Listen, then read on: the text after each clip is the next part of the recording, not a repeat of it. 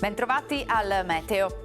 Pressione atmosferica debole sull'Italia, ma sul nostro territorio la giornata di domenica 7 novembre sarà caratterizzata da un tempo stabile. Vediamo allora il dettaglio.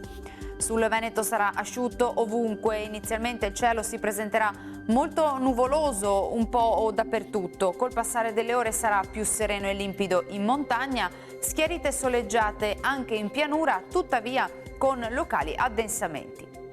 Temperature minime tra 2 e 6 gradi, massime comprese invece tra i 12 e i 14 gradi. Ci spostiamo ora sul Friuli Venezia Giulia, anche in questo caso avremo qualche annuvolamento, il cielo risulterà infatti a tratti coperto, ma non mancheranno momenti di sole.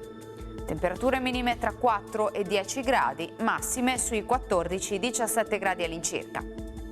Infine diamo uno sguardo al Trentino Alto Adige. Stessa situazione anche qui, bel tempo, tanto sole un po' su tutti i settori della regione, come vediamo. Temperature minime intorno ai 2-4 gradi, massime sui 14 gradi all'incirca. Dal meteo per ora è tutto, vi auguro un buon proseguimento in compagnia di Antenna 3.